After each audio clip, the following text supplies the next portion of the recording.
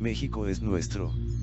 En lo estructural estamos empujando para hacer un lado lo individual o particular y que predomina el interés general. Ello ha requerido contrarrestar mitos neoliberales y desmontar aparatos burocráticos sin dimensión social o pública. Una medida decisiva fue parar en seco la tendencia privatizadora. Se dejó de entregar concesiones a particulares en petróleo, electricidad, minas, agua, hospitales, puertos, vías férreas, playas, reclusorios y obras públicas. Nuestra política petrolera ha respetado los contratos otorgados por la llamada reforma energética del sexenio anterior, pero de ninguna manera hemos entregado nuevas concesiones para la explotación del petróleo. Concentramos así nuestra determinación de proteger a Pemex con el fin de que mantenga su participación rectora en el mercado de gasolinas, diésel y otros combustibles. Esta política energética busca producir en México las gasolinas que el país consume y dejar de importarlas. Con este fin se continúa destinando recursos para la modernización de las refinerías existentes. En 3 años la inversión pública correspondiente ha sido de 33.581 millones de pesos. Cuando llegamos al gobierno, estas refinerías estaban en el abandono y la administración anterior había comenzado a vender plantas, como las de hidrógeno, al interior de sus instalaciones. Al inicio de nuestra administración las refinerías transformaban 511.000 barriles por día y ahora procesan 706.000 barriles, es decir, casi 38% más. El reinicio de la construcción de la coquizadora de Tula Hidalgo es una buena noticia, aunque también está precedida de una de tantas historias de corrupción e irresponsabilidad de los gobiernos neoliberales. Estas plantas comenzaron a fabricarse en el extranjero, se trajeron al país en barcos y se trasladaron en tráileres de grandes tanques que obligaron a cerrar las carreteras en su trayecto y a quitar puentes peatonales desde el puerto de Tuxpan hasta Tula. Sin embargo, la obra quedó inconclusa porque una de las empresas contratistas era ni más ni menos que Obredech, y cuando estalló el escándalo de los sobornos a funcionarios de Pemex se para todo. Es hasta este año, luego de desenmarañar el desastre administrativo y legal, cuando se ha podido reiniciar esta obra. Si lo hubiéramos dejado como la encontramos, los equipos adquiridos se habrían convertido en chatarra y 1.500 millones de dólares ejercidos por Pemex se habrían ido a la basura. Ahora, aunque se invertirán 2.500 millones de dólares más, terminaremos todo este complejo para procesar combustóleo y otros remanentes y para aumentar la fabricación de gasolinas, con la posibilidad de ampliar la producción de la refinería de Tula en 70.000 barriles diarios de combustibles. En julio del año próximo se terminará también la nueva refinería de Dos Bocas en Paraíso, Tabasco, con capacidad para procesar 340.000 barriles diarios. Cabe recordar que desde hace 40 años, significativamente en el inicio del periodo neoliberal, no había construido una nueva refinería en nuestro país. La última fue la de Salina Cruz, Oaxaca, que empezó a operar en 1983.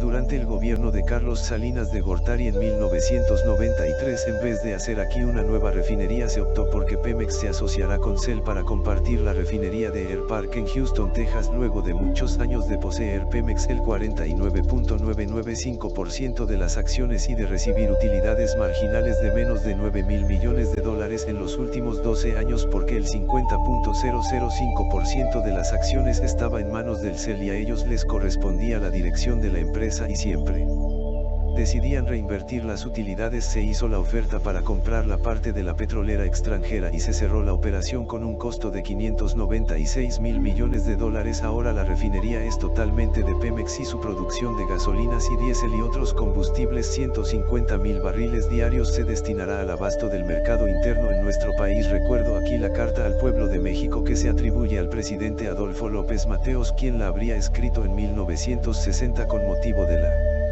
nacionalización de la industria eléctrica, real o imaginario. El documento es una joya y vale la pena citar aquí uno de sus pasajes.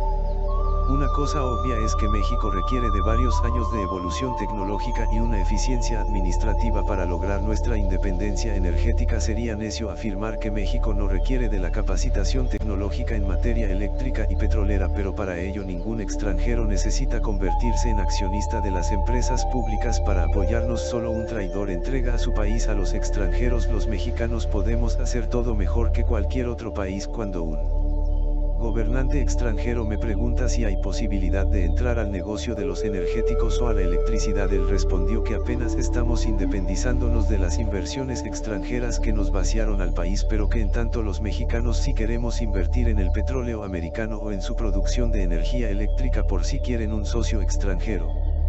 En la actualidad la política petrolera ya cambió y ahora el propósito fundamental de nuestra industria no es extraer petróleo crudo y venderlo en el extranjero sino destinarlo a la refinación. Así se acabará con las prácticas de exportar crudo y comprar gasolinas. Toda la materia prima será procesada en nuestro país. Esta nueva política significa no extraer más petróleo que lo indispensable para cubrir la demanda de combustible del mercado interno. En términos cuantitativos, durante todo nuestro mandato no sacaremos del subsuelo más de 2 millones de barriles diarios. Para ejemplificar, en este gobierno extraeremos aproximadamente la mitad del petróleo que se explotó en el sexenio de Vicente Fox. Con esta producción moderada cumpliremos el compromiso de reponer como norma el 100% de las reservas probadas y ayudaremos así a reducir el uso excesivo de combustibles fósiles. En suma, actuaremos de manera responsable y no se afectará a la herencia de las nuevas generaciones. También estamos destinando más presupuesto para la explotación y extracción de gas. Con la inversión en equipos e instalaciones evitaremos la quema irracional de este energético. Cabe recordar que a lo largo del periodo neoliberal se optó por desaprovechar este insumo extraído de los yacimientos nacionales y por comprarlo en el extranjero, todo ello con el propósito de alimentar los negocios que estas compras representaban para los políticos y directivos influyentes de empresas particulares, nacionales y extranjeras. La Secretaría de Hacienda y Crédito Público ha seguido reduciendo los impuestos a Pemex a fin de garantizar la ejecución de su programa de inversión, mantenimiento y operación. Pemex es una empresa de la nación y siempre contará con el apoyo del gobierno de la República. Cuando llegamos al gobierno, este pagaba por el derecho de utilidad compartida el 65%. Ahora su contribución en esta materia a la hacienda pública se redujo a 54%. Sin embargo, no debe olvidarse que en el 2021 los hidrocarburos significan por impuestos y derechos una aportación de 765.000 millones de pesos que representan el 15% del presupuesto público. Agregó que hemos mantenido el compromiso de no aumentar en términos reales los precios de las gasolinas, del diésel y de otros combustibles. En pocas palabras, se acabaron los gasolinazos. También hemos terminado de limpiar de corrupción a Pemex. Nunca más se permitirán casos como los de Odebrecht o el de la compra a precios inflados de las plantas de fertilizantes o la entrega de moches o sobornos a funcionarios y legisladores. Asimismo, se ha respetado el compromiso con los trabajadores y técnicos de Pemex de no despedir a nadie y de mejorar sus condiciones salariales y prestaciones laborales, y se garantiza su derecho a elegir libremente a sus representantes sindicales. El antiguo líder Carlos Romero de Champs, que llevaba más de 30 años como secretario general del sindicato petrolero, entendió que ya eran nuevos tiempos y optó por jubilarse.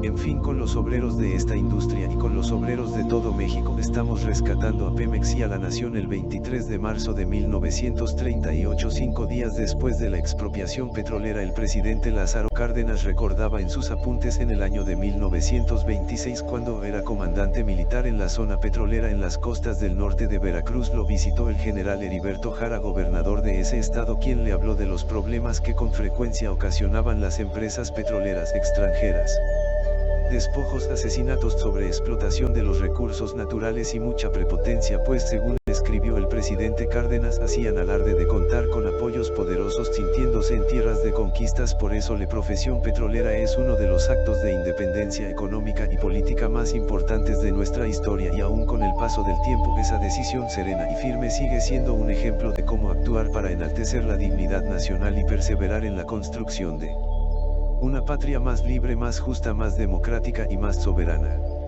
En cuanto a la industria eléctrica, la reforma que acaba de aprobar el Congreso permitirá reparar el grave daño que causó la privatización al sector público y a la economía popular, pues mientras que el mercado de esta industria se aprueba para dar preferencia a empresas particulares nacionales y extranjeras, sobre todo con la entrega de subsidios, las plantas de Comisión Federal de Electricidad fueron completamente abandonadas. Por ese motivo se continuará fortaleciendo a la CFE, que no debe ser ninguneada como lo hicieron los gobiernos neoliberales al darle trato de segunda mientras se otorgaban privilegios a empresas particulares. Ahora estamos modernizando las plantas hidroeléctricas para reducir el uso de combustible o carbón en la producción de electricidad. La energía que se produce con agua es limpia y barata, de ahí que hayamos decidido cambiar turbinas antiguas por equipos modernos, lo cual nos permitirá aprovechar la infraestructura existente y el agua de los embalses para producir Más energía sin construir nuevas presas, sin causar afectaciones y reduciendo la emisión de gases de efecto invernadero. En pocas palabras, la meta es que tengamos abasto público suficiente de energía eléctrica, que no haya apagones y evitar en los hechos que los consumidores domésticos paguen la luz con tarifas más elevadas que las corporaciones empresariales o las grandes cadenas comerciales.